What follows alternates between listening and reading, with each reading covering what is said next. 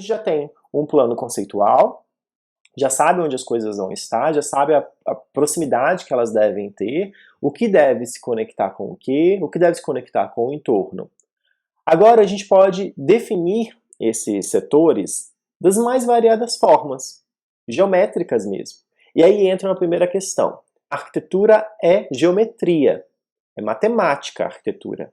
Não é uma tela abstrata, mesmo assim, abstrato é bem geométrico, né? Mas não é uma abstração qualquer que você pega o pincel e joga a tinta e acabou. Não é isso que é arquitetura. A arquitetura é uma intencionalidade. Você tem que ter uma intenção na apresentação desse resultado.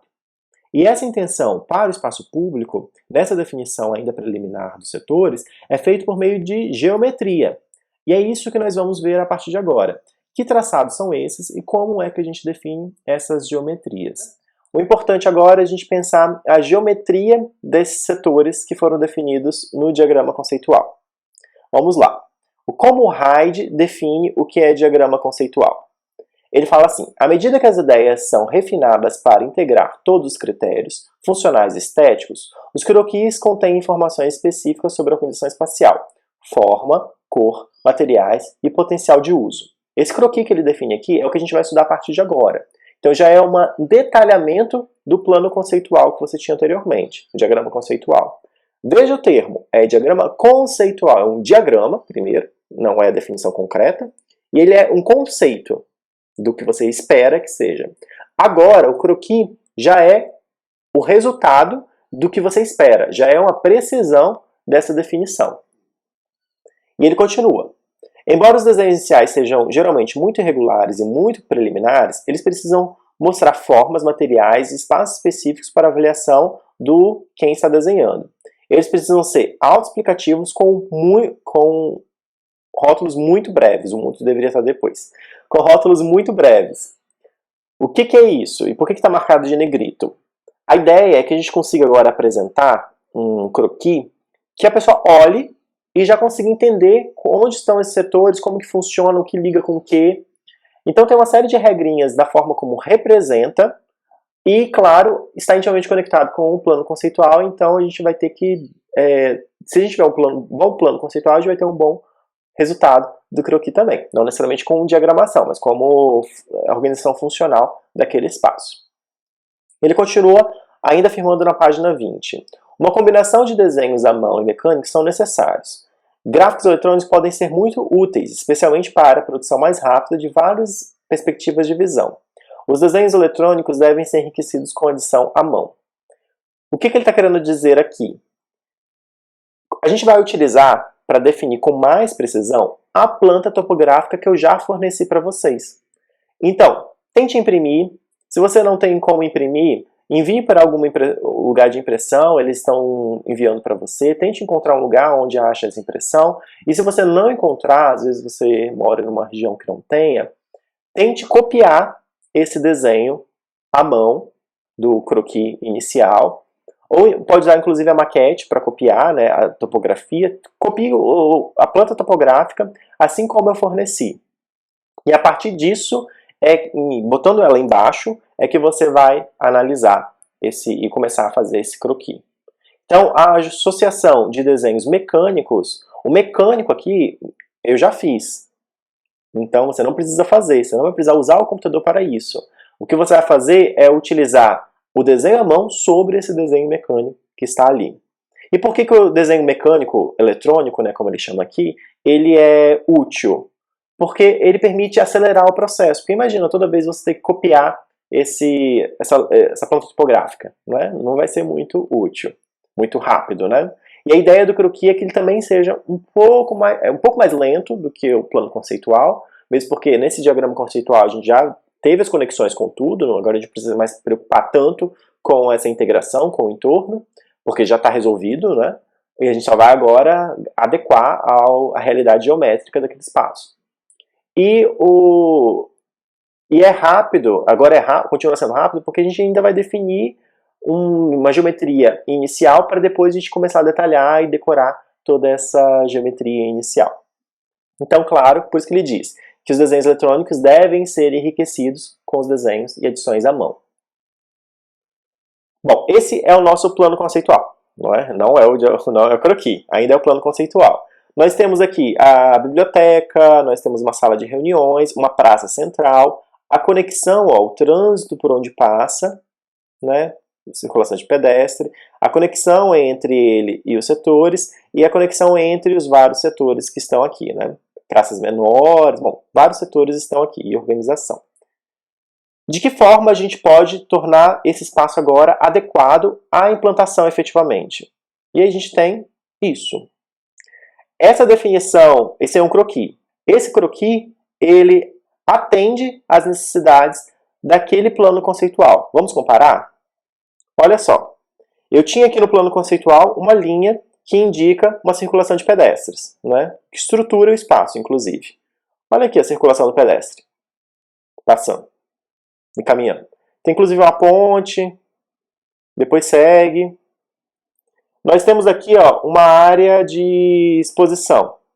Está aqui uma área de exposição com cobertura, inclusive, né? Tem um palanque, tem tudo. Nós temos aqui a praça central. Nós temos aqui os terraços das praças centrais. Escadarias para subir, talvez para enaltecer esse elemento que é o ponto focal.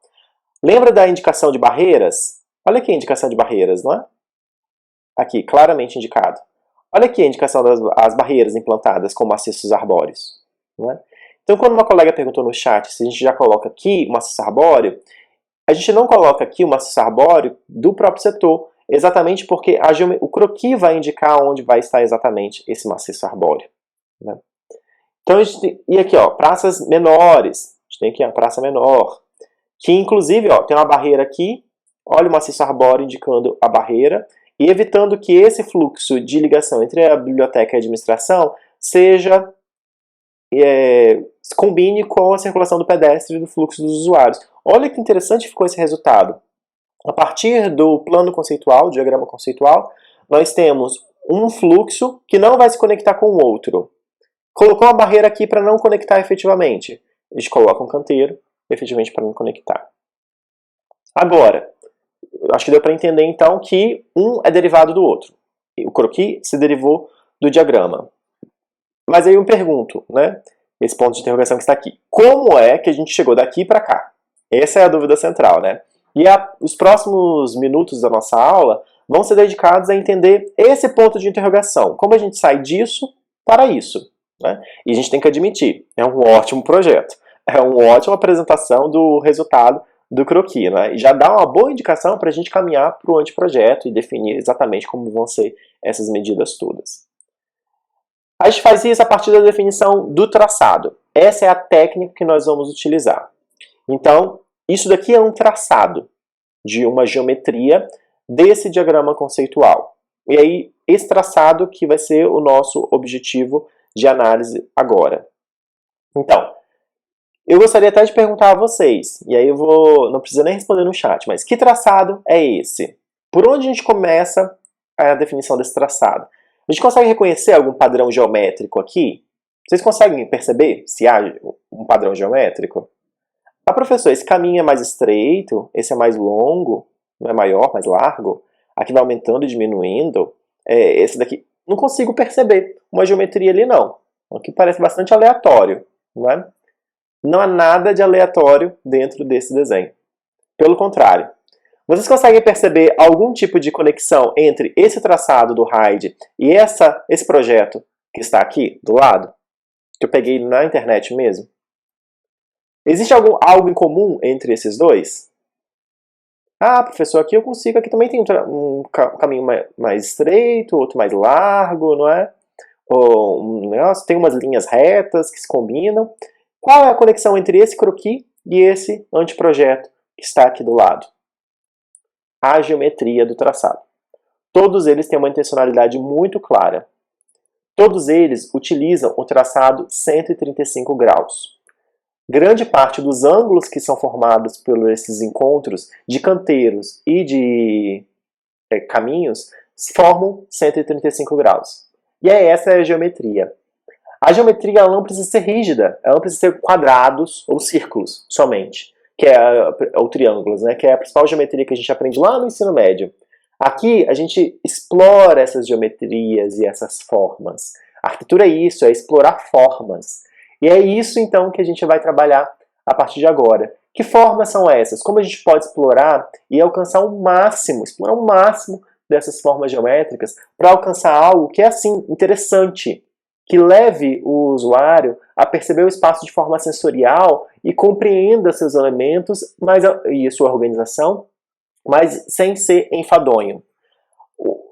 Ambos os projetos a gente pode admitir que são enfadonhos, né? Não são enfadonhos, são super interessantes, mas seguem princípios de geometria claros e precisos. Vamos continuar? Bom, então, o que eles têm em comum, no final das contas, é o uso de técnica. E é isso que vai ser requisitado a vocês. O uso de uma técnica. Uma não, várias. Várias técnicas para a gente definir essa geometria. E aí o Hyde continua. Um dos métodos mais eficientes para incorporar esses diferentes temas estruturantes é comparar várias camadas de informação ao mesmo tempo. Isso pode ser feito usando a sobreposição de transparências ou papel manteiga. Então a primeira técnica que nós vamos utilizar é essa que está aqui. Ó, o que a gente precisa fazer? Uma sobreposição de camadas. A primeira camada que você vai trabalhar é a camada do plano conceitual. Então, como é que você vai fazer isso? Pegue o seu terreno, que está lá, que eu forneci, a planta que eu forneci, pegue o manteiga e coloque em cima do terreno que eu forneci, da planta topográfica que eu forneci. Ó, preste atenção nessas etapas, essa é essencial para você compreender tudo o que vai acontecer daqui para frente. Ok? Então, começar de novo. Pegue a sua planta topográfica e coloque na mesa. Pegue um papel manteiga ou qualquer material que seja transparente. Pode ser até uma folha A4 sulfite, só que ela não vai ter uma transparência tão boa. Então é melhor você usar papel manteiga. Então pegue o papel manteiga e coloque em cima. E comece a fazer suas manchas de definição do plano conceitual que a gente já viu na etapa passada, no diagrama conceitual. Definiu. Ok. Copie também alguns elementos do seu terreno, exatamente para que você consiga explorar esse plano conceitual, né? Professor, posso desenhar direto na impressão que eu fiz? Pode, só que você vai ter que imprimir várias páginas, não é? Várias vezes a planta topográfica. E às vezes vai acabar só tinta, então é melhor você ter só uma planta topográfica embaixo e botando manteiga em cima e fazendo o seu plano conceitual. Quando você tiver o seu plano conceitual, então você parte para a próxima etapa. O plano conceitual a gente já viu como faz, que é a definição de um padrão de traçado, que é o que a gente vai ver a partir de agora. Então a gente vai ter um padrão de formas geométricas. Eu vou apresentar 6 tipos de padrão, que são esses. E você vai sobrepor a esse plano conceitual. Então você vai ter a planta topográfica embaixo, você vai ter o plano conceitual no meio, você vai ter o traçado em cima. Esse traçado, preferencialmente, também manteiga. Ou então você coloca o plano, se você imprimiu em sulfite, e o seu plano conceitual está em manteiga, então você inverte, né? O importante é você ver todas as camadas ao mesmo tempo. Para quê? Para você fazer o seu croquis. O que é esse croquis? É o risco do contorno do setor na forma geométrica do traçado que está aqui no meio. Professor, eu não entendi exatamente o que você quer dizer. Eu vou apresentando agora cada um dos traçados e certamente você vai entender. Então marque, ó, nós temos um plano conceitual, um padrão de traçado e um croquis para definir. Então, todos os slides sequenciais que eu vou apresentar agora tem sempre um padrão conceitual, um traçado e um croquis, que é resultado desses outros dois aqui. E que é a forma e a criatividade que vocês vão explorar desses padrões. As formas de traçado que o Hyde nos apresenta, ao todo são 9. Eu vou apresentar só as 6 aqui, por uma questão de economia de tempo e porque são as mais exploradas na arquitetura. A primeira é a de 90 graus, ou malha, que são as mais utilizadas na arquitetura do edifício. Ela possibilita explorar várias questões, mas é muito tradicional. A hexagonal é uma segunda, uma terceira. Círculos e combinações de círculos, que é um traçado mais circular de fato. Um quarto, radial com arcos. Um quinto, arco tangente. E o sexto, 135 graus, que a gente viu, inclusive, na introdução da aula. Ainda temos segmento de círculos, elíptico e espiral, que são, de certa forma, derivadas do círculo, do radial e do arco tangente, que é uma combinação disso. Nós vamos ver os 6 primeiros. Vamos começar então com a primeira de 90 graus, e formas derivadas, né? Porque pode ser malha, pode ser com retângulos. Bom, o que nós temos aqui? Primeiro, uma introdução sobre essa forma, não é? 90 graus ou malha. De longe, ela é a mais utilizada em todos os temas geométricos e temas de retângulo de 90 graus que nós temos. Ela se relaciona facilmente com outras formas da arquitetura, exatamente porque os edifícios têm essa configuração. E aí o mobiliário costuma ter também essa configuração, né? Eles são mais retangulares, encaixam melhor. Enfim, existe uma série de benefícios no uso para o interior da arquitetura, mas não é a única forma. Pelo contrário, como elas são muito utilizadas, geralmente, quando não há o trabalho de um arquiteto definindo esse traçado, o traçado utilizado é o 90 graus. Então, o leigo muito possivelmente vai usar 90 graus. Né? Meio torto, meio fora do esquadro, porque não tem o acompanhamento técnico, mas a intenção original era fazer 90 graus. E o arquiteto também pode explorar o 90 graus, claro, é uma forma geométrica, ele explora todas. Só que por ela ser muito tradicional, ela costuma ser enfadonha, não é? Sempre é isso? Não. É enfadonho porque, como ela é muito recorrente, é difícil a gente conseguir explorar algo que vai além, que realmente torne aquilo interessante. Mas quando a gente consegue fazer, quando a gente vai além, quando a gente tem ousadia, é uma forma lindíssima, belíssima. Mesmo porque a gente percebe claramente que extrapolou o tradicional e que foi muito desafiante fazer. Não é? Então é um traçado difícil. E é difícil exatamente porque, para que você faça algo que diferencie simplesmente do não profissional, se torna um pouco mais complexo, exige maior esforço. Bom, então é o mais onipresente no ambiente construído, né, essa organização. Vamos ver essa imagenzinha que está do lado. O que eu tenho aqui? Eu tenho meu plano conceitual, que são essas formas ameboides, né, esse círculozinho, que é só uma representação rápida. Né? Obviamente que o plano conceitual vai ser mais elaborado do que isso. Mas eu tenho aqui minhas formas, e olha o que eu sobrepus aqui no meu traçado. Vou voltar o slide só para você ver. Ó, nós temos uma sobreposição, plano conceitual, padrão traçado. É isso que eu coloquei lá, naquela imagenzinha do 90 graus. Para agora, eu consegui definir o meu croquis efetivamente. Então, o que eu tenho aqui é o plano conceitual e o traçado em cima. Vou extrair, então, a partir disso, o meu croquis. Olha o que eu fiz. Aqui continua o plano conceitual, tá vendo? Aqui por baixo. Eu vou conectando, seguindo a forma da malha, para fazer o contorno de todo ele. Eu tenho que seguir rigidamente essa malha. Não posso ficar indo mais para lá. Eu tenho ela aqui, mas eu vou fazer uma paralela 50 centímetros para lá. Não. Segue, bota a linha exatamente em cima. Então, o que eu tenho aqui é plano conceitual, malha. Vou conectando ela aqui, ó, desenhando em cima dela, da malha, contornando esse setor. E a partir disso, eu vou ter, então, esse contorno que está aqui. Obviamente que essas linhas circulares, elas saem, para a gente ficar só com o contorno do canteiro, da circulação, do que for. Possibilidades. Nós temos várias possibilidades de trabalho com essa malha. Olha que interessante aqui. Consegue perceber claramente as linhas passando? Ó? Aqui, aqui. A malha aqui está muito estruturada. Uma malha talvez de 2 metros por 2 metros, 1 metro por 1 metro, não é? E aí a gente vai conectando elas, essas linhas, e selecionando o que a gente quer manter como circulação, manter como canteiro, manter como elemento. Pois bem, tá tudo aqui. Aqui uma outra. Olha que interessante, né? Tem uma conexão com a calçada, ó, vem. E a gente tem essa linha aqui, inclusive, ó, ela estrutura esse espaço. Olha como ela continua aqui, passando. E a gente tem essa malha desenhada. São todos interessantíssimos, né? Olha essa outra aqui. Como que ele foi ousado no pensamento? É uma malha assim, dá para perceber claramente. Tem ângulos de 90 graus, ó. Aqui a gente tem essa linha com essa linha, forma aqui o encontro, um ângulo de 90 graus. É isso que marca o traçado malha 90 graus. Nós temos aqui, então, os ângulos de 90 graus, só que eles não estão dispostos de forma óbvia. A gente, por vezes, se a gente não tivesse se atentado que era 90 graus, não teria nem percebido que era 90 graus. E o próprio mobiliário, olha só aqui o jogo de águas, não é? Eles estão também em forma de malhas. São vários quadrados que vão estruturando esse espaço.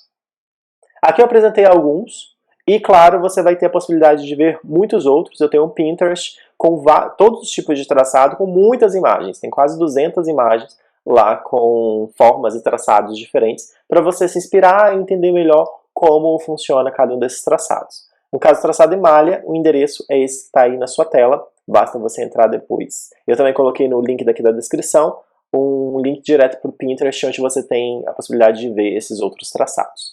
Vamos continuar? Vamos para o traçado hexagonal.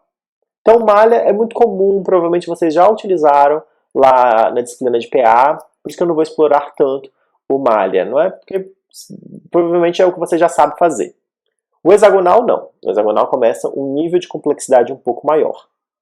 O hexagonal, o que a gente tem são formas de triângulos equiláteros de 60 graus ou uma série de hexágonos, né, que vão se formando. É possível usar esses hexágonos em vários tamanhos, de acordo com a necessidade que você precisa do seu plano conceitual. E aí você pode duplicar esses hexágonos para formar hexágonos alongados, e eu explico daqui a pouco. A regra mais rígida do uso do hexágono é não girar o hexágono. O que eu quero dizer com isso?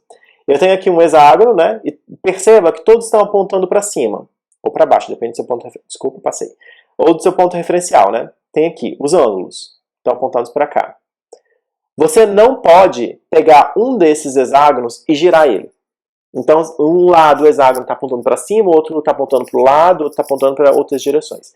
Se você bota um hexágono apontado para cima, todos estão apontados para cima. Se você bota o hexágono inclinado 45 graus, então todos vão estar apontados em 45 graus. É a única regra. Por que isso? Porque se você girar, você perde o sentido de hexágono. Imediatamente, daqui a pouco eu inclusive vou apresentar. É muito interessante isso. Você pega, bota todo mundo o hexágono para cima. E um hexágono girou.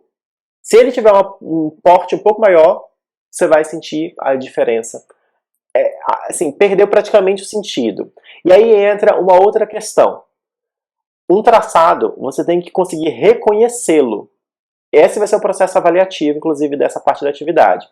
Se você desenha o traçado e eu consigo ver esse traçado, imediatamente eu bato o olho e consigo perceber esse traçado, sem a malha por baixo, claro, então você fez certo. Óbvio que ainda vai ter uma análise sobre se as conexões estão corretas, se você está obedecendo o seu plano conceitual, se o plano conceitual era adequado, obviamente vai ter tudo isso. Mas, do ponto de vista da geometria, você está correto quando você consegue desenhar e fazer toda a composição e no final você olha, sempre é assim, né? Sempre afasta o olho e olha. Você afasta o olho e consegue perceber o desenho dele. Aí vamos supor que você tem a intenção de fazer hexágonos, né? Começa a desenhar os hexágonos. Você afastou e conseguiu perceber só triângulos, nenhum hexágono. Então você fez algo de errado. Então, provavelmente você tirou muito dos ângulos. Daqui a pouco eu vou falar algumas regrinhas. Tirou muito dos ângulos e você vai ter que refazer esse desenho. Isso é muito comum. A maior parte dos traçados hexagonais, o primeiro desenho que é feito, quase todos os que eu já acompanhei, o resultado final é triangular, não é hexágono efetivamente. Então tome cuidado para não perder o sentido do formato que você está propondo. Vamos entender um pouco melhor esse hexágono. Eu tenho aqui um plano conceitual, né? Então tem aqui as manchas, tem as linhas de conexão. O que eu vou fazer com esse plano conceitual? Colocar em cima a malha. Que malha é essa? De hexágonos. Então tem aqui vários hexágonos que eu sobrepus ele. Nesse caso, os hexágonos eles não estão necessariamente um do lado do outro. Não preciso fazer isso. O que eu devo fazer é enquadrar o zoneamento dentro desse inscrever, ou você tem duas opções. Ou você coloca a zona inscrita dentro do hexágono, ou você coloca o hexágono inscrito dentro da zona. Aí você que escolhe. Não é dependendo da sua função, você está atendendo de fato o seu programa de necessidades. Porque o tamanho desse hexágono é o tamanho do seu setor. Então, se você bota o hexágono muito grande, você está botando um espaço muito grande, um ambiente muito grande. E se você diminui ele demais, se você bota, por exemplo, o hexágono dentro, inscrito significa isso, não sei se vocês sabem, né? Inscrito dentro do, da ameba, então pode ser que você diminua demais. Então também pode fazer um misto entre um e o outro, né? Bom, a partir então dessa combinação, ó, esse hexágono está nessa ameba. Esse hexágono está nessa ameba. Esse daqui está nessa. Nós temos o ponto focal, que ele vai estar fora, então está aqui. E nós temos esse alongado aqui, essa elipse, não é? E aí, se a gente for colocar um hexágono escrito aqui, grande, ele vai ficar muito maior do que o setor. Então, o que foi feito? Colocou dois hexágonos, um do lado do outro. Algumas regrinhas aqui. Tente coincidir alguns desses hexágonos, exatamente para ter essa coincidência. E um outro regrinha é de quando você cruzar e sobrepor, sobreponha bastante, não simplesmente toque. Né? Daqui a pouco eu falo um pouco mais sobre isso. Também é possível colocar, por exemplo, um hexágono, o centro desse hexágono, né, no vértice de um deles. Isso torna muito interessante, porque como ele é equilátero, então a gente vai ter sempre, se a gente bota o centro, a gente vai ter a conexão de outros vértices na aresta do outro hexágono. Isso vai ficar um resultado muito legal, daqui a pouco vocês vão ver, a gente não vai perder o sentido de hexágono. A outra regrinha que eu já disse, que é a regra máxima do trabalho com hexágono, é não girar as pontas dos hexágonos. Então veja, a ponta está aqui apontando para cima, esse está apontando para baixo, esse nesse sentido aqui. Todos estão apontando na mesma direção. Até mesmo o que está inscrito dentro do próprio hexágono, ó, contido, né? Todos estão aqui, apontando para a mesma direção. Não gire os seus hexágonos. Bom, depois que você faz isso, no caso do hexágono, você conecta os espaços que te interessam conectar, claro. Se você não quer criar alguma barreira, se aqui existe alguma barreira para você não fazer, você não vai ligar um ao outro. Como assim? Por exemplo, nesse caso eu tenho a intenção de conectar esse espaço do hexágono maior, só essa parte contida aqui, dentro desse de cá. Ok. Nesse caso aqui, veja que o ponto focal ele está para fora do setor. Então, eu tenho que conectar o espaço externo ao espaço interno desse ponto focal. Tem que tirar essa parte daqui. E nesse caso, veja, é um setor só. Né? Eu não posso separar ele com esses vários hexágonos. Então, eu vou ter que conectar eles aqui. Qual é o resultado final? É isso. Olha que interessante, né? Então, eu integrei esse setor, integrei o ponto focal para fora e coloquei esses vários hexágonos menores em repetição. Geralmente essa repetição ela é ritmada, não é? Ela tem a mesma distância entre um outro. Se tivesse mais um hexágono, por exemplo, teria a mesma distância daqui a aqui, teria daqui para cá. E aí a gente conecta tudo e faz. Faça um exercício aí na sua própria tela. Olhe de longe essa definição de traçado. Você não consegue perceber que ela é hexagonal? Que ela derivou de um hexágono? É isso que a gente vai ter que fazer.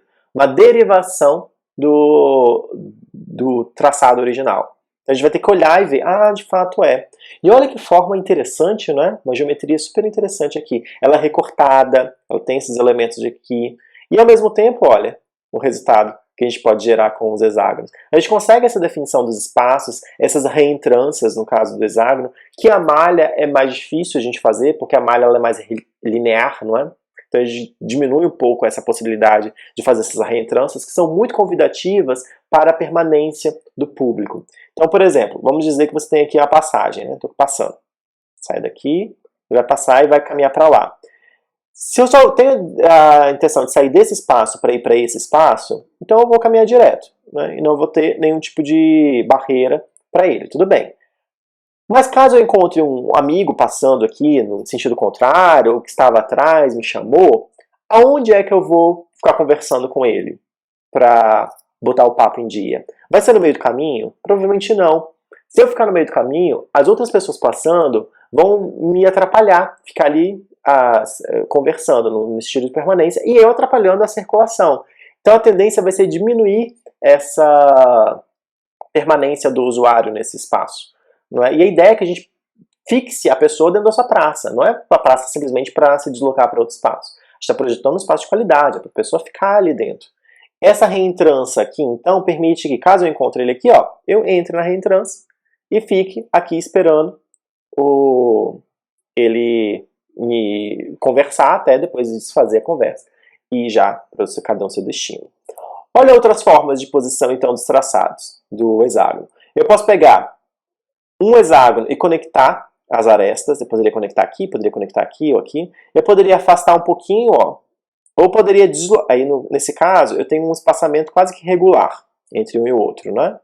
Aqui. E eu posso fazer com que esse espaçamento e esse deslocamento seja irregular, ó. Então aqui eu tenho um tamanho, aqui eu tenho outro, aqui eu tenho outro, aqui eu tenho outro, e deslocar do eixo, não é? Porque aqui a gente vai ter um eixo bem marcado, consegue ver o eixo? Já aqui, ó, não tem um eixo de conexão dos pontos. Eu não girei os hexágonos, não giro os hexágonos, mas eu tirei do eixo. Isso também é possível ser trabalhado para formar esse tipo de espaço. Vamos a algumas definições do que pode fazer e o que não pode fazer? Nessa primeira imagem aqui indica o que pode fazer. Vamos primeiro nela. Então, faça alinhamentos. Por exemplo, eu tenho aqui uma geometria, um hexágono. Esse canteiro claramente é um hexágono, não é? Eu tenho um outro aqui. E essa linha de cá, ela vai se alinhar a essa outra de cá. Ah, eu desloquei um pouquinho desse hexágono para cá e não tem alinhamento. Faça alinhamento. Sempre faça alinhamentos. Aqui os hexágonos, ele não está inscrito em uma malha. Não necessariamente, você poderia inclusive fazer, mas não precisa estar, mesmo porque fica mais interessante quando não está. Mas isso não quer dizer que as linhas não estão alinhadas. Então sempre promova esses alinhamentos. Olha, aqui eu tenho outro hexágono, tá vendo que essa aresta tem um alinhamento com essa? Faça isso. Por que isso? Porque isso proporciona uma melhor organização do espaço. E você consegue, como usuário, lá, do ponto de vista do observador, perceber esses alinhamentos intelectivamente, ou seja, você não consegue associar imediatamente, só que seu cérebro conecta essas linhas. E essa conexão de linha permite uma maior racionalidade do espaço e uma maior... tem uma palavra ótima para isso, deixa eu tentar lembrar. É uma melhor aceitação desse espaço. Tem uma palavra melhor, daqui a pouco eu lembro. Que é assim, quando a gente tem um espaço muito caótico, que não tem esses alinhamentos, que você não consegue perceber um padrão de comportamento dele, você se sente incomodado com aquele espaço. Isso é um padrão humano, você se incomoda com ele. Por isso que a arquitetura, ela já tendenciou desde o início a essa geometrização do espaço, porque isso permite um melhor conforto para o próprio, conforto psicológico mesmo, para o próprio usuário. Por isso que a malha ela é muito utilizada, porque ela é a mais racional de todas, né? Fechadinha, tudo, então permitiu. Só que ao longo dos anos, das décadas, e dos séculos e dos milênios, porque a arquitetura é milenar, então ao longo dos milênios, nós vamos percebendo que não é só a malha que proporciona esse tipo de alinhamento, esse conforto psicológico. Outros tipos também proporcionam, e por isso que a gente está estudando outros tipos aqui, para a gente explorar todos eles. Mas a gente precisa fazer esses alinhamentos. Se a gente bota os hexágonos aleatoriamente, a gente não vai ter esse conforto psicológico que o usuário deseja ter. Então, mesmo um hexágono fora do espaço, tem que ter esse alinhamento de arestas. Pontos de coincidência, faça esses pontos de coincidência nos hexágonos. Você vai ver que vai ser bem interessante. E o que não fazer? Pontos de tensionamento. O que são esses pontos de tensionamento? É quando você tem aqui você pode usar também alguns triângulos, né? Esse ponto que está aqui, poderia ser inclusive do próprio hexágono. Se você tem essa ponta aqui, olha como ela quase se aproxima, mas não chega a se aproximar. Não faça isso. Por exemplo, 20 centímetros, 30 centímetros de proximidade entre um e o outro, que na verdade não vai ter ali um espaço para ninguém passar, não dá para ninguém passar. Não dá para colocar nada, não dá nem para coletar água, então não tem muito motivo de ele existir. Esse ponto de tensionamento também dificulta a execução, porque está tão próximo que a execução disso é mais difícil. Num país onde a gente tem mão de obra que não é qualificada, se a gente coloca isso e faz um projeto de difícil execução, sabe o que vai acontecer? Vão executar, só que vão executar mal feito. E a execução mal feita é tão ruim quanto um projeto mal feito. A gente sabe muito bem disso. Então, faça formas que possibilitem melhor execução. Então, não faça esses pontos de tensionamento. E possibilite que não haja esses cantos que não vão ter utilidade, não é? No espaço público. Evite colocar em demasia ângulos de 60 graus, porque o hexágono, assim, todos os lados são de 60 graus. Porque se você bota todos os lados em 60 graus, você vai ter sempre triângulos equiláteros e aí você vai perder o sentido de hexágono. Consegue inclusive perceber, ó, esse traçado que está aqui do que fazer, segue todos os princípios do que deve realmente fazer, não é? E olha como a gente consegue perceber o formato hexagonal, né? Ele não tem um hexágono ali, não é um hexágono só, são vários hexágonos. E ainda assim a gente consegue perceber que é um traçado hexagonal. Nesse daqui, por ter muitos ângulos de 60, a principal formação dele é de 60, talvez o único que não seja esse daqui, ó, esse, né? Acabou perdendo o sentido de hexágono. Você não consegue perceber que ele é um hexágono a princípio. Olha assim de longe, não é um hexágono, não é. Também, deixar de fazer esses alinhamentos. Tá vendo que essa linha daqui, ó, essa continuidade desse trapézio, ele não se conecta com nada? Esse daqui também não se conecta com nada. Se a gente fosse fazer essa metade de um hexágono, né, que forma um trapézio, a gente deveria conectar pelo menos essa linha aqui a essa linha de cá. Dar essa continuidade. Então, afastar um pouco ela para cá, para ela se conectar aqui. Isso vai ser motivo da gente ficar pensando ao longo das próximas semanas. Bom, e não rotacionar. Né? Deu para perceber, olha, qual é a principal perca do sentido de hexágono desse traçado para esse, que um é derivado do outro, inclusive. Aqui a gente tem o hexágono, não tem? A formação do hexágono, claramente. Aqui a gente também tem a formação do hexágono, olha. E dá para ver que a ponta do hexágono aponta para lá. Só que os triângulos estão apontando para cima. Não estão apontando nesse ângulo, que botaria aqui uns 45 graus, se a gente for vincular aqui com o eixo vertical. Então ele está apontando para cima. Essa falta de apontamento das pontas faz com que a perca quase que absoluta da forma hexagonal de fato. Como é o resultado final do hexágono? A gente tem aqui um plano conceitual, a gente tem uma parede aqui, um lago do outro lado, uma área de brincadeiras, né, um playground, um pátio, área para as plantas, um deck e um deck para entrar, né, um deck suspenso. Como é que a gente pode ter esse resultado? Olha só os hexágonos. A gente tem aqui o pátio, por exemplo, um hexágono grande, né, vários outros hexágonos, olha todas as pontas dos hexágonos, todos para cima. A gente consegue perceber claramente, ponta para cima. Quando o alinhamento, olha o alinhamento aqui do eixo, né? Eu tenho esse hexágono e tenho um eixo aqui. E ele faz um alinhamento com essa linha daqui. Né? Olha outro hexágono, apontamento para cima, outro hexágono, apontamento para baixo.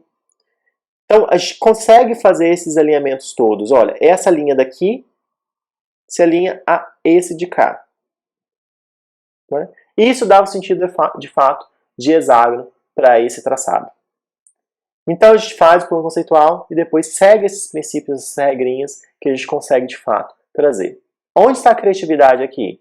No tamanho dos hexágonos, na posição onde eles vão ficar. Às vezes mexer 50 centímetros para um lado faz uma diferença enorme no resultado final. Às vezes é por causa desses 50 centímetros que a gente não consegue perceber a forma final hexagonal dele. Então, você também pode fazer combinações com linhas, não é? Então a gente tem aqui várias linhas, ó. Essa linha aqui, ela não é hexágono, né?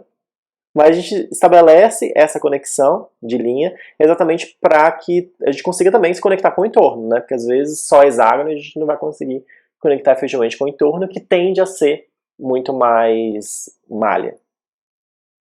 Pode usar também esses hexágonos isolados, que traz um resultado bem interessante. Formas hexagonais. Essa daqui, ela segue de forma bastante racional, não é? Chega a ser quase enfadonho, ela, né? Exatamente porque uma está conectando a outra. Não tem muita diferença, que a gente faz a supressão para colocar vegetação ou colocar esses outros elementos aqui. Mas a gente não precisa ser tão óbvio. Segue o princípio hexagonal, tá certinho. Não tem nenhum erro aqui. E também não é feio, né? É interessante, só é enfadonho. Olha outro plano hexagonal. Olha como a gente consegue perceber claramente os hexágonos, né? Olha as conexões, os alinhamentos, dos hexágonos. O apontamento, ó, todos estão apontando para a mesma direção. Não é? Já esse outro, nós temos uma combinação, ó, alguns hexágonos são maiores, outros são menores, faça tamanhos geométricos diferentes, inclusive. Hexágonos maiores, hexágonos menores, e vão combinando como uma colmeia, não é muito fácil a gente fazer colmeia. E aqui a gente fez um arranjo com uma escadaria de hexágonos. Mas todo o espaço pode ser estruturado assim. Então não precisa ser sempre assim, isso aqui é muito chato. Faça essas combinações, sobreposições, alinhamentos, faça conexões de arestas, isso vai tornar muito mais interessante o seu projeto. E caso você tenha curiosidade para saber de novos implantações, formas de implantação desses hexágonos, vá lá no meu Pinterest que vai ter tudo lá. Vamos para o terceiro, círculos e combinações de círculos. Bom, esse daqui é o plano conceitual, né? Mas vamos à definição primeiro. Por que o círculo nos chama muita atenção? Pela sua simplicidade, né? É uma linha que se encerra em si. E essa simplicidade dá um sentido de unidade, de complementa todos os elementos, dá uma totalidade a ele, não é? Também simboliza uma certa dualidade entre movimento e uma certa quietude àquele espaço, exatamente porque ele proporciona um conforto psicológico. Tudo se encerra, tudo se fecha, não é? Nada fica em aberto, como por exemplo uma malha que vai e se abre, não é? Bom, e algo que é muito importante. Um espaço projetado com base em um círculo puro projetará simplicidade e poder. Mas uma multiplicidade de manipulação é possível além do único círculo puro. Então a gente poderia simplesmente fazer um círculo, incorporar tudo e acabou. Né? Só que isso não é trabalhar efetivamente um partido circular. Isso, além de ser chato, né? Assim, acabou o círculo, encerrou o trabalho.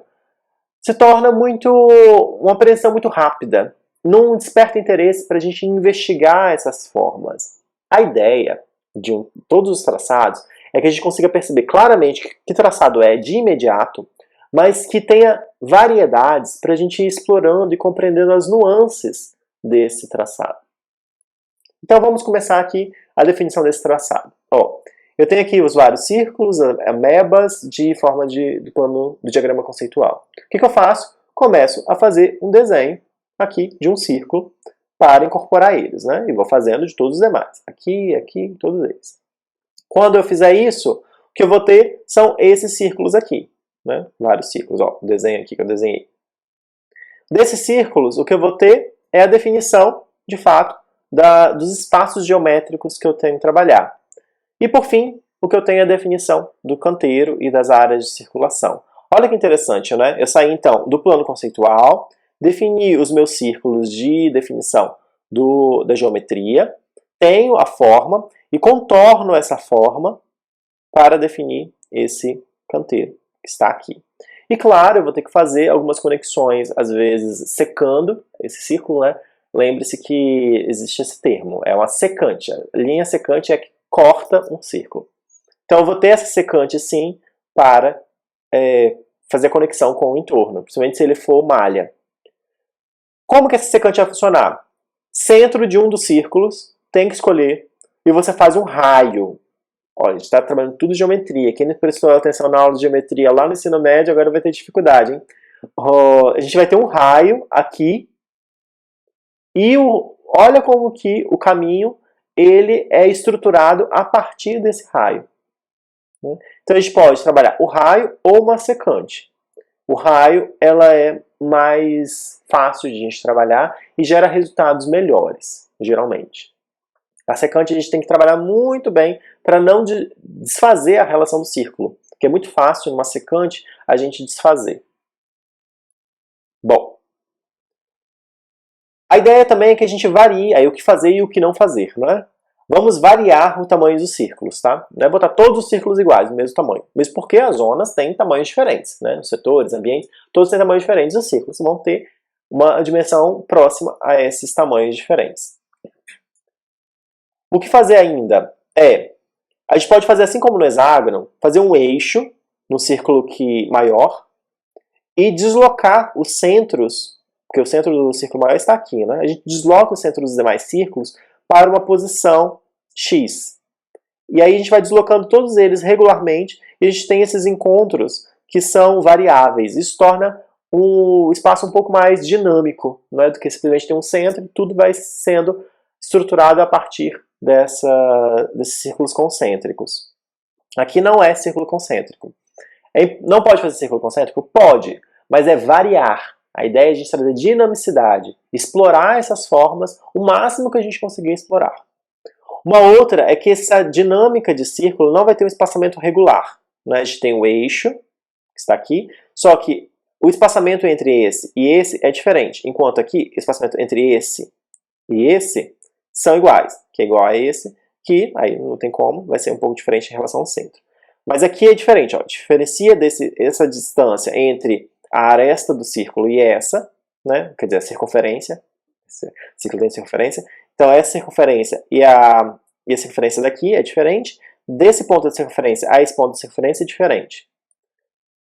E uma outra possibilidade é fazer os círculos fora do eixo. Então a gente veja o eixo aqui, né? Vamos continuar o eixo. Ó. Tá vendo que os centros dos círculos não estão no eixo? Então a gente pode também trabalhar isso. E aí a questão é como é que vai ficar, qual a distância que vai ficar. Porque às vezes milímetros para cá, milímetros para lá fazem diferença. O que não fazer ainda? Não fazer pontos de tensionamento. Então aqui, por exemplo, círculo, que toca muito pouco, assim, ó, só toca.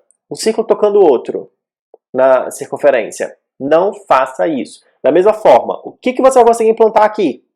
Como é que você vai conseguir executar esse encontro? Né? Porque ali vai ter um meio-fio, no mínimo, ou alguma coisa de definição de canteiro. Esse recorte no meio-fio vai ficar com o acabamento muito ruim. Ou então você vai ter que mandar fazer esse meio-fio pré-moldado para ir lá colocar no lugar. Isso gera custos à obra. Não é fácil encontrar um lugar que faça, de fato, porque vai ter que fazer uma forma específica. E aí quando você vai implantar, os outros meios-fios não encaixam com essa pré-moldado. Então, enfim, não faça isso. Faça separando ele. Olha como que esses aqui estão. Quando há uma circunferência que conecta com a outra, que corta, você tem a circunferência penetra a outra, né? Bastante. Então, evite esses pontos de tensionamento, esses toques, e botar círculos muito próximos que vão inviabilizar qualquer tipo de uso. Imagina, que uso vai ter aqui, né? Nada. Não vai botar nada aqui. Esse cantinho aqui. Ok. Assim, o que eu estava falando das circunferências e dos eixos. E formas de definição disso. O que eu gosto desse daqui é um banco, não é uma estruturação de espaço, mas a gente poderia aplicar também no espaço, que é, eu tenho um elemento, pode ser um paralelepípedo nesse caso, se a gente tiver em planta, então é um retângulo, e a gente faz a supressão por meio de círculos. Então, olha só, a gente está tirando os círculos dele. E o que sobra é o que seria, de fato, num outro pensamento, o que a gente estaria retirando dele. Então a gente inverteu a lógica, mas ainda assim permitiu compreender que é um movimento circular. Tá vendo? Um partido circular. Até aqui tem círculo. Todos os espaços são de círculo. E claro, a gente pode lá combinar os vários círculos. Olha como esse círculo, ele penetra esse. Né? Não está tocando o espaço. O professor que tocou, tudo bem, mas é porque isso aqui é uma paginação de piso. A gente vai trabalhar em outro momento. Olha como esse daqui ó, penetra um ao outro, não é? Sim. E nesse caso aqui, ele ainda explora mais uma questão, que é a conexão de um círculo com o outro com mais um círculo. Olha só. Tá vendo? Aqui, como ele vai fazendo. Quem vai fazer o traçado circular, a gente vai ter que explorar bastante isso. Se tiver mais curiosidade e novas questões sobre o círculo, vá lá no Pinterest, que tem várias fotos de traçados circulares. Vamos agora para o raio com arcos. Raio com arcos é muito explorado na arquitetura, muito utilizado em edifícios e também para estruturar o espaço público. Ele tem várias vantagens, em especial para valorização de pontos focais. Então, se você tem um ponto focal que é assim, muito importante, imagina que você tem uma escultura que dá um nome ao parque. Então, em especial, o parque como um todo poderia ter uma estrutura radial para que você tivesse todos os encontros para esse ponto focal principal. Não é? Agora, se você não tem um ponto focal assim, tão evidente que estrutura todo o espaço, pode ser que você queira trabalhar vários radiais, se você quer continuar trabalhando radial, né? ou então trabalhar outros traçados. Mas o radial é muito interessante, sugiro que vocês explorem um pouco esse radial, porque ele não é muito difícil e traz um resultado muito legal. Bom, deixa eu ver se tem mais um ponto. Como que funciona o traçado radial? Eu tenho aqui um diagrama conceitual, né? Desenhei lá minhas manchas, ameboides. E eu vou ter aqui a definição de um traçado. Traçado radial é isso que está aqui, ó. São círculos concêntricos, dá para ver. Um centro de todos os círculos, não é para pegar esses círculos e deslocar ele, a gente não está aqui no partido circular, não confunda o partido circular com o radial. Aqui todos os círculos são concêntricos, necessariamente. O centro desses círculos, que vão coincidir, eles têm raios. Olha, uma linha que vai atravessando todos eles. São raios, né? Raio é aquele mesmo que a gente define para falar do tamanho. Ah, um círculo de raio 30. Lembra disso? Então, é a mesma coisa. São essas linhas que saem daqui e vão atravessando eles. Sempre a 90 graus, ó. A gente tem aqui o círculo, tem o raio, e o encontro entre esse raio e esse círculo forma 90 graus. Necessariamente tem que formar 90 graus. Se você botar esse raio fora, não está 90 graus, provavelmente o centro dele não está coincidindo com o centro, quer dizer, o final desse raio não está coincidindo com o centro do círculo, dos círculos nesse caso. Bom, a técnica é pegar o plano de massas, sobrepor um traçado para então trazer o meu croquis de fato, né? Então, já tenho o plano conceitual, que é esse, está aqui embaixo. Já tenho o meu traçado, o raio. Agora eu vou desenhar o quê? O meu croquis. Então o resultado disso é a combinação deles para traçar essas linhas. Olha que legal, né? Ele veio aqui e ficou contornando com o raio e vai para dentro e volta e vai e vai. E vai desenhando esses círculos, essas amebas, por meio do contorno das linhas do traçado. É isso que é para fazer com todos, e aqui no radial não é diferente. O resultado final é esse elemento que está aqui. Né? Olha que interessante ficou esse espaço. Reentrâncias, que a gente pode trabalhar setores, não é? A gente pode trabalhar aqui um outro setor, aqui outro setor, você tem conexão. E olha o ponto central aqui. O centro do círculo é o lugar que mais valoriza um ponto focal, se a gente tiver um ponto focal a ser valorizado. De certa forma, esse elemento que está aqui é como se fosse uma teia de aranha, não é? E a natureza nos inspira muito para a definição dessas geometrias. Pois bem, então aqui o exemplo de radial. Olha só, não é para tirar essas linhas de canteiros e de vias e de caminhos fora do raio. Então a gente tem aqui claramente, né, círculos concêntricos, olha. Os círculos são todos aqui. Nós temos um centro, que é esse, e olha a linha atravessando aqui. Sempre a partir do centro. Sempre. Estrutura todo o espaço. Isso estruturou o espaço. Aí você fala, professor, mas esse daqui não é. Esse aqui é um arco tangente, que daqui a pouco eu vou falar. Não é. Tudo bem, mas esse setor aqui está sendo trabalhado à parte. O que estruturou esse espaço, a priori, foi o radial. Daqui a pouco, no final, eu vou falar sobre combinação dos traçados. É um pouco mais difícil. A gente vai ter que explorar, uma hora a gente vai ter que explorar isso. Aqui um playground, olha só, o playground todo estruturado com radial. Aí vocês vão lá e me colocam aquele bloquinho do SketchUp no projeto. Aí eu fico falando, não é para usar blocos, é para a gente desenhar o mobiliário. É exatamente isso que eu estou dizendo. É para a gente pegar um traçado ou uma geometria e pensar.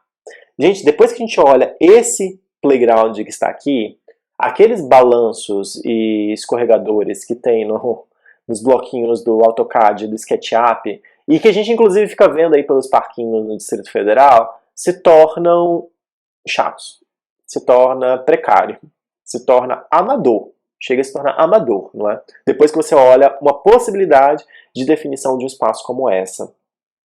Olha aqui, mais um, olha o ponto focal estruturado, né? A árvore. Aqui um outro com deck, com mesas que estruturam, e uma mesa no centro vai fazer com que todo mundo se direcione a atenção para essa pessoa que está no centro, né? Aqui visto em planta. E tem muitos outros. Radial que mais tem na internet. Porque eles são muito bonitos de se ver, não é? Então, é o que mais tem muitos lá no meu Pinterest. Daqui a pouco eu dou uma olhadinha lá. Vamos para o penúltimo, que é o arco tangente. Arco tangente foi muito utilizado no modernismo. O Burle Marx utilizava vastamente arco tangente, para quase tudo. Quase tudo ele usava arco tangente. Então, quem está no modernismo, sugiro fazer o exercício, e já fazer um exercício no final, de arco tangente. Para que quando você for fazer o seu projeto, também pense arco tangente na estruturação do espaço. Então, se tiver modernismo, pensa aí. Isso não significa que os outros não vão ter. Todos os espaços vão ter arco tangente no final. Porque a gente sempre tem que arredondar os cantos dessas arestas mais vivas, seja no traçado radial, de malha, para que não haja acidente. Imagina, você vai fazer uma malha, você vai fazendo um encontro de linhas e encontra aqui. Fica um canto vivo. Se alguém cair e acertar com a cabeça, pode ser um acidente muito grave. Fora que esses encontros muito vivos, né, com 90 graus, fazem com que o deslocamento, se eu tiver que contornar, fique mais prejudicado. Então a gente sempre vai ter que abaloar esse espaço, a gente faz isso com arco tangente. Então no final todo mundo vai usar arco tangente, em todos os períodos, todos. Mas existe um traçado específico a se pensar de arco tangente, além dessa refino, aprimoramento do traçado dos outros, não é? Vamos ver como funciona? O arco tangente é uma linha que toca a borda de um círculo e encontra a um raio de 90 graus com essa linha. Então eu tenho que explicar muito bem o que é esse arco tangente. Vamos lá. Nós temos aqui o que a descrição do textinho estava falando ali. Nós temos um círculo e nós temos esse círculo, nós temos tangentes, e aí volta mais uma vez a aula de geometria lá do ensino médio. Nós temos uma tangente, uma linha que tangencia, que toca em um ponto só tem um ponto de toque aqui. Né? Tangenciou o círculo. E essa tangente ela vai necessariamente gerar um ângulo de 90 graus, né? Com o raio. Ok. Então a gente tem aqui a tangente e tem o ângulo de 90 graus. Depois que você identificou essa tangente e esse ângulo de 90 graus, não gire essa tangente. Se você fizer isso, você está alterando o raio. Né? O raio ele vai se deslocar para cá, né? Porque você alterou o toque com o lugar. Então, depois que identificou, mantenha essa linha tangente na posição fixa. Depois que você faz isso, então, o que você estrutura? Você desenha o contorno que está ali. Então, você vai ter essa linha aqui, vai desenhando e vai contornando o círculo e voltando. Aonde você sabe que vai terminar? Você vem para cá e depois faz isso? Para lá? Não. Você tem que sempre ir até o encontro em 90 graus, e aí você vai fazer a tangente, continuar a tangente. Enquanto isso, você vai fazer arco. Então, a gente tem aqui uma tangente, encontrou no ponto de 90 graus com o círculo, começa o arco. Depois, encontrou o outro ponto de 90 graus com o círculo e continua a tangente. Então, eu vou até refazer a animação aqui. Ó. Então, o que você tem é o desenho do arco e da tangente. Já usar isso de tantas formas possíveis, tem como explorar tanto isso que vocês vão se surpreender. Vamos lá? Primeira coisa para a gente fazer, existem duas formas de fazer arco tangente. Uma é com geometria regular e outra é irregular. Vamos começar com a regular. Tende a ser mais fácil. A primeira coisa para você fazer na regular é definir, claro, o plano conceitual, são essas manchas ameboides que tem aqui, e traçar essas linhas, como se fosse malha, no entorno de todas elas. Depois que você fizer isso, você deve pegar círculos que fechem essa malha, essas linhas com 90 graus aqui. Tá vendo os 90 graus aqui? Ó? 90 graus, 90 graus, 90 graus. Aí já vai trazer círculos aqui para fechar. Então, ó, desenho o primeiro círculo, desenho o segundo círculo, e depois o que eu faço é contornar ele da mesma forma. Arco, 90 graus aqui com um círculo, tangente, 90 graus com esse círculo de cá, arco, 90 graus com esse círculo ainda, tangente, 90 graus com esse círculo, arco, tangente, arco, tangente, e vou desenhando todo o canteiro até chegar nisso. E agora eu tenho um desenho de traçado arco tangente para o meu canteiro. E esse arco tangente, aí que está a linha, né, tangenciando, e esse arco tangente vai resultar nesse projeto. Olha que belíssimo esse canteiro, né? Pequenininho, aqui a gente tem um banco, ó, um maciço arbóreo, dá para ver claramente, árvores, arbustos, grama, quando a gente bota pontinho assim é grama, tá? Essa malhazinha que tem aqui é um piso ali quadriculado, né? Pode ser piso intertravado, pode ser azulejo ou o que for. O importante é esse traçado daqui. Olha como ele estrutura todo o espaço. E todo o restante se condiciona a essa geometria do canteiro que aqui está. Uma outra coisa que é muito recomendável fazer é que esses círculos que estão ali inscritos nessas linhas, elas preferencialmente, esses círculos, melhor dizendo, então eles preferencialmente devem ter tamanhos diferentes. Eu poderia botar um círculo pequeno aqui e outro aqui e desenhar ele com um traçado menor? Eu posso. Só que aí eu não teria essa unidade aqui para colocar o banco. Né? Eu teria um círculo aqui, outro aqui. Eu teria um arco, depois uma linha, que é tangente, mais um arco. E aí eu teria um traçado muito mais retangular do que de arcos. Tudo bem, a gente conseguiria perceber os arcos de qualquer forma e estaria correto. Só que às vezes colocar um círculo maior que estruture esse arco nos permite perceber com mais claridade o arco tangente. Então está aqui a tangente dele. Então deu para ver, eu redesenhei todas essas linhas exatamente para que vocês vejam o progresso e a evolução do desenho do traçado. Aqui a gente tem um jardim muito maior, não é? Dá para ver aqui pedras, ó. Essa aqui é a representação de pedras. Professor, eu não consigo reconhecer essas representações. Olhe no livro Landscape Graphics que eu pedi para vocês lerem antes da aula. Lá no livro Landscape Graphics, ele tem uma seção inteira dedicada à forma de representação do croquis, que fala como que tem que desenhar a pedra, como desenhar a árvore, como desenhar o canteiro, como desenhar materiais de superfície, tem tudo lá.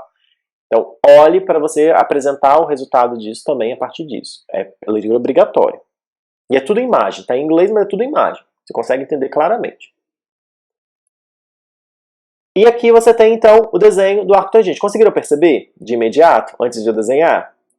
Então, a gente tem aqui, ó, o arco, a tangente, o arco. Aqui não tem uma tangente, conecta direto ao outro arco. E aí que fica legal, né? Olha que interessante esse trabalho. E aqui a gente não tem uma tangente, deu para perceber? Caso a gente tenha esse tipo de situação, a gente tem que fazer um elemento, então trabalhe com secantes. Então faça esse encontro sempre a 90 graus. O que é esse 90 graus? Onde está esse círculo? Esse círculo ele é assim, não é? Onde está o centro desse círculo? Aqui, onde inclusive tem uma árvore. Olha aonde está passando essa linha. Ela é um raio. Se você colocar mais para cá, uma secante mais para cá, você vai ter talvez uma quebra dessa relação de arco tangente. É possível que você apresente muito mais como circular. Ele vai se aproximar muito mais como circular do que arco tangente. Então tome cuidado com isso. Faça sempre esses encontros que cortam e interrompem os círculos com 90 graus. Agora vamos para o outro lado, que é fazer um arco tangente com geometria irregular. O que nós temos? Claro que a gente vai sempre partir do plano conceitual, mas eu já estou partindo aqui do meio do caminho para a gente poupar tempo. A gente vai ter lá os vários círculos que vão definir uma estrutura de espaço. Né? A gente consegue perceber que isso daqui é o interior de algo. E a gente vai então desenhando o contorno de todos eles. O resultado final é isso. Dá um sentido mais orgânico, e eu boto sempre entre aspas, inclusive com a mão, mesmo sendo exagerado, para indicar para vocês. Não existe traçado orgânico. Não existe. Não usem essa palavra. Eu boto aqui entre aspas exatamente para que vocês não usem mais. Por quê? Traçado orgânico lembra algo que vem da natureza, como se fosse espontâneo. Como se a gente plantasse lá as plantinhas e o que surgiu, surgiu. A arquitetura não é isso. A arquitetura é intenção. Se a arquitetura é intenção, então você precisa estruturar esse contorno de forma mais clara. E dá para ver aqui, olha, você olha para cá e fala, é aleatório, né? É orgânico. Não é orgânico, deu para ver, é geometria pura. E aí eu me sinto bastante incomodado quando eu vejo um traçado que a pessoa foi lá com uma caneta assim, aleatoriamente, e falou que aquilo é o traçado orgânico dela. Dá vontade de fazer, sabe o quê? Deixar fazer. Sabe por quê? Porque quando for fazer o anteprojeto e projeto executivo, se torna inexecutável aquela linha que ela fez. É inexecutável. Ela não vai conseguir nem cotar a linha, para você ter uma ideia. Quanto mais, de fato, ir lá e implementar o projeto na obra. Então, todo desenho, mesmo ele sendo assim mais livre, com aparência de mais livre, ele tem uma geometria por detrás. E essa geometria ela tem que estar expressa. Pois bem, então tem aqui a geometria claramente desenhada. Tem vários exemplos de arco tangente no mundo, olha só. Né? Perceba, essa aqui é uma geometria irregular, não é? Mas olha como a gente consegue perceber claramente aqui. O arco, a tangente, o arco, a tangente, o arco, a tangente, o arco, a tangente. Todo ele estruturado com uma geometria clara e expressa, que traz um conforto psicológico para o usuário e é executável, tanto que é executável. Né? Aqui também nós temos uma geometria irregular bastante vinculada ao que o Burle Marx fazia aqui no modernismo brasileiro. Então é irregular, mas tem esse jogo de idas e vindas. E aqui é uma geometria arcotangente mais irregular. Não é totalmente irregular, mas é mais regular. Tá vendo? A gente consegue perceber que tem um traçado mais paralelo entre as linhas de tangente, não é? Sejam tangentes em 90 graus ou tangentes paralelas umas às outras. Vários exemplos de arco tangente, porque também, bom, o que não falta de todos é o mais utilizado, é o arco tangente, como eu disse, porque todos vão ter que no final fazer essas curvaturas. Aqui tem, inclusive, né? Por exemplo, aqui, se a gente fosse fazer malha, se tivesse um encontro aqui vivo, né, que é em 90 graus, para ele fazer esse contorno, o pedestre tem mais desconforto. Então a gente sempre vai ter que fazer esse contornozinho para que seja um fluxo mais fluido. Vamos para o último, é o de 135 graus ou octogonal. O que nós precisamos fazer é a definição do plano de conceitual, está aqui embaixo. Nós temos o desenho de uma malha e em cima o desenho do desenho dos 135 graus, que ali é desenhado, claro, ali contornando esses ângulos. Bom, o 135 graus são aqueles temas angulares, como o Hyde chama. Eles tendem a ser mais dinâmicos e menos formais do que os de 90 graus. Eles trazem uma maior sensação de movimento para o espaço do que aquela regularidade toda que a malha 90 graus causa. E geralmente, com duas grades em 45 graus em relação a uma outra, proporciona isso. Então, o que ele quer dizer? Ó, nós temos aqui a malha, ó, consegue perceber as linhas? Tem linhas paralelas aqui, horizontais e verticais, e tem uma outra malha também paralela, aqui, ó, tá vendo essas linhas? Que estão a 45 graus da anterior. O importante é que esses quadrados tenham a mesma dimensão. Se tiver a mesma dimensão, quando você inverter o 45 graus, né, tá assim, aí você faz isso, você vai ter essa malha muito bem desenhada. Pois bem. Bom, o que a gente deve fazer e não fazer? Geralmente, para você desenhar esse tema octogonal, a prioridade deve ser ângulos de 35 graus. Então, a maior parte dos ângulos do canteiro deve ter 135 graus, que é o que está aqui, né? O que fazer, ó. 135 graus, 135 graus, 135 graus. E evitar ângulos de 45 graus, porque isso desestrutura completamente o espaço 135 graus. E você pode fazer alguns ângulos de 90 graus para conformar alguns espaços. Então, nós temos aqui, por exemplo, ó, 135 graus, deixa eu ver. Botei alguns ângulos de 90 graus, ó, um ângulo de 90 graus aqui, e aqui. Aí você fala, não, aqui ó, o ângulo de 90 graus. Essa linha e essa linha formam 90 graus entre elas. Né? E claro, 135 graus. Não rotacional padrão. Então, se eu tenho a ponta para cá e outra ponta para cá, ou seja, são 90 graus umas das outras, não ficar fazendo pontas que vão divergindo, ou muitas pontas que vão divergindo. Nesse caso, a gente pode fazer algumas. Mas se você divergir demais, ficar girando cada ponta em um sentido, dos 135 graus, você vai perder o sentido octogonal do espaço. E o que não fazer? ângulo de 45 graus. Você pode fazer um ou outro, talvez no máximo um ou dois num canteiro grande, inclusive. Se você colocar mais do que 3, você vai começar a tornar o espaço triangular, o que não é convidativo para a gente fazer, porque espaços triangulares são difíceis de gente, de fato, dimensionar o espaço. Imagina, esse cantinho aqui, o que vai ter? Esse cantinho aqui, o que vai ter? Cabe nada. Né? Então, o ideal é que a gente não faça muitos triângulos. Pode ser um ou outro, mas não muitos. E, claro, e também muitos ângulos de 90 graus. Quando eu disse aqui, tem alguns ângulos de 90 graus. Mas se colocar um do lado do outro, vai ficar um quadrado. Aí você vai perder o sentido de 135 graus. Então, poucos ângulos de 90 graus e menos ainda de 45 graus se tiver um ângulo de 45 graus, se for inevitável o ângulo de 45 graus.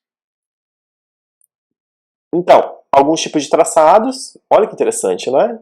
Talvez são os mais dinâmicos de todos eles. Olha só, a gente tem aqui ângulos de 90 graus, tem alguns outros de 45, mas são poucos para estruturar o espaço. A maior parte é 135 graus. Né? 135, 135, 135.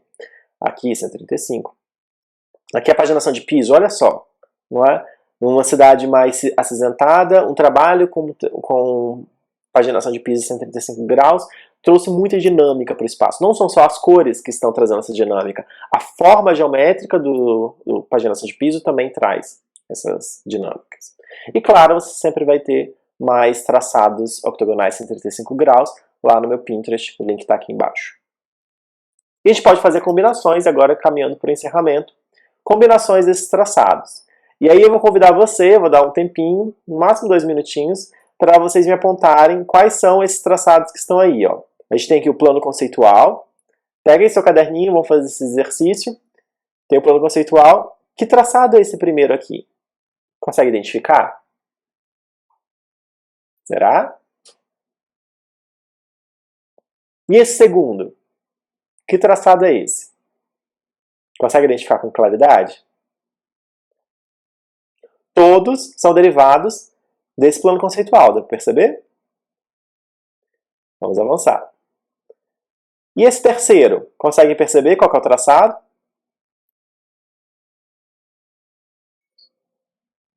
O quarto? Percebe qual que é o traçado? Será que aqui tem um centro?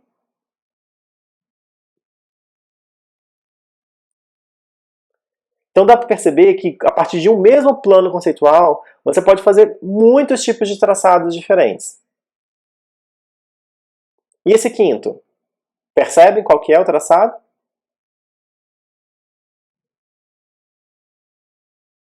E o sexto? Conseguem perceber o traçado? Anotaram aí? Vamos ver a resposta do que é cada um deles. O primeiro era de 90 graus. O segundo era um traçado hexagonal. O terceiro era um traçado circular. O quarto era um traçado radial. O quinto, um traçado arcotangente. E o sexto, um traçado 135 graus. Então, qual é a chave do sucesso para a gente ter um bom traçado?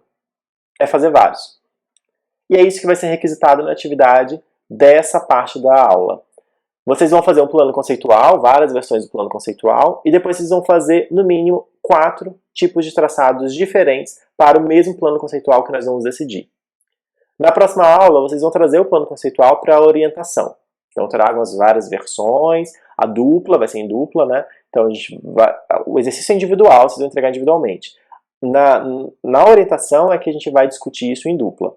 E aí a gente vai discutir as duplas, os planos conceituais, e na outra semana ainda, sem ser semana que vem, na outra, vocês vão, a partir do plano conceitual escolhido durante a orientação, vocês vão fazer no mínimo 4 tipos de traçados diferentes. Por exemplo, eu escolhi fazer o circular, o arco tangente, o radial e o hexagonal. Ótimo. Vai fazer 4. No mínimo 4, mas a chave do sucesso é fazer muitos. Então você pode fazer inclusive 2, 3 do circular. Mas você vai ter que fazer 3 do circular, 3 do hexagonal, 3 radial, 3 arco tangente. Porque eu quero 4 traçados de formas diferentes. Não só de variações do mesmo tipo de traçado. E por fim, Você pode escolher você deve escolher para a apresentação final, né, lá para o resultado do anteprojeto, mas aí mais para frente. Você deve escolher somente um traçado? Claro que não. Você pode escolher mais de um traçado. Por isso que a gente vai fazer vários tipos, porque a gente pode usar a combinação deles. E aqui o RAID nos apresenta. Olha só, esse canteiro que está aqui, né, toda a geometria dele. Nós temos 90 graus, nós temos o traçado circular, nós temos o radial, nós temos o arco tangente, nós temos os 135 graus, nós temos o hexagonal. E vários ali no meio, né? Eu só peguei um pedacinho de cada um. Nós temos todos os traçados aqui, nesse mesmo canteiro. E será que gera um bom resultado? Será? Olha que fantástico esse traçado, não é? A combinação de tantos tipos de traçados diferentes e gera esse tipo de resultado super interessante que está aqui ao lado. Então o segredo é a gente sim fazer vários traçados exatamente para que a gente possa combinar e torná-los muito mais interessantes, muito mais dinâmicos, que sejam convidativos para que os usuários venham àquele espaço e tentem explorar esse espaço pela sua geometria. Bom, essa é a aula de hoje então. Espero que tenham gostado do nosso debate de hoje, né?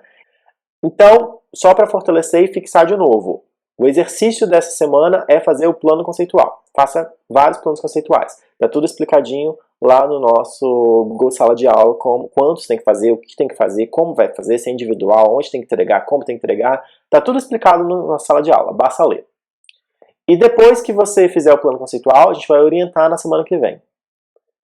Orientou na semana que vem, a gente vai escolher durante a orientação um dos planos conceituais que você elaborou. Elabore muitos, tem lá uma quantidade mínima, mas elabore muitos.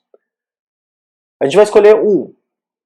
Desse plano conceitual, você vai ter uma semana para elaborar no mínimo 4 traçados diferentes e explorar esses traçados. E aí na outra semana, daqui a 2 semanas, portanto, a gente vai ter orientação sobre o traçado. E a gente vai ficar aprimorando os traçados que você elaborou, ou se você elaborou de uma forma que não segue as regras que estão lá estabelecidas pelo RAID, então a gente sempre tem que fazer de novo. Né? Então, não deixem de ler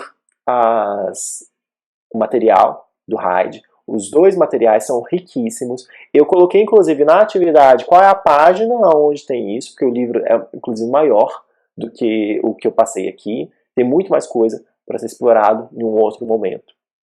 Então vá lá, tem mais informações, está tudo explicadinho lá, e ainda tem a gravação dessa aula que você pode explorar, e revisitar, e rever. Quando você estiver fazendo, por exemplo, vou escolher fazer o hexagonal, venha na aula gravada, assista de novo a explicação de como é que deve ser feito o traçado hexagonal, deixa aberto, vá explorando, vá cumprindo as regras, que no final vai dar certo, você pode ter certeza. Não é fácil. Eu nunca disse que seria fácil o curso de arquitetura. Pelo contrário, qualquer curso profissional vai ser difícil. Porque se não fosse difícil, não teria uma profissão para isso. Qualquer um faria, né? Não precisaria de alguém especializado nisso. Então nada vai ser fácil na sua vida. E esse aqui também não vai ser fácil, esse exercício. Mas não é fácil exatamente porque a gente está fazendo o melhor. E o melhor a gente só alcança com esforço. Então se esforce, você vai ver que vai dar certo no final. Se no final do semestre ainda você não estiver satisfeito, continue trabalhando nas férias. Continue trabalhando nos próximos semestres e nas atividades que vão vir no futuro. Porque quanto mais você vai trabalhando e exercitando, melhor vai ficando. Você acha que o Burle Marx alcançou a excelência de um traçado arco tangente no primeiro desenho que ele fez? Claro que não, gente. Ele fez vários e vários e vários. E você vai percebendo que a cada projeto subsequente dele, o traçado era melhor. Ele conseguia desenvolver melhor. Tanto quando ele chegou no Praça dos Cristais, aqui em Brasília, o desenho é fantástico aqueles arcos tangentes que ele explorou lá. Aquele traçado que ele explorou lá no Praça dos Cristais, no setor militar urbano, é assim, um primor, realmente deve ser preservado. Exatamente porque foi um dos últimos que ele elaborou na sua carreira. E ele já estava bem desenvolvido todas essas técnicas. A gente só consegue fazer isso com prática. Criatividade, sim, mas a criatividade exige esforço para você ir praticando. Vamos então para as dúvidas. Você tem aqui no chat? Deixa eu ver se tem alguma.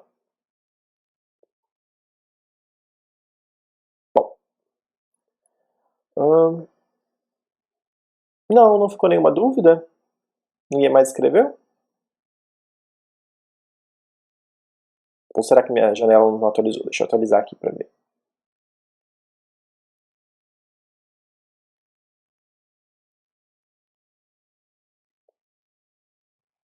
Não sei, acho que o chat não está funcionando. Enfim, se tiver algum tipo de dúvida complementar, basta me chamar lá no grupo do chat, do WhatsApp, que eu vou respondendo todas as dúvidas. Claro que eu nunca é, deixo de responder.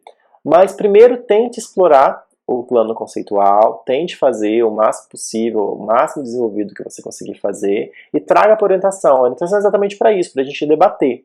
Bom, então com isso eu me despeço.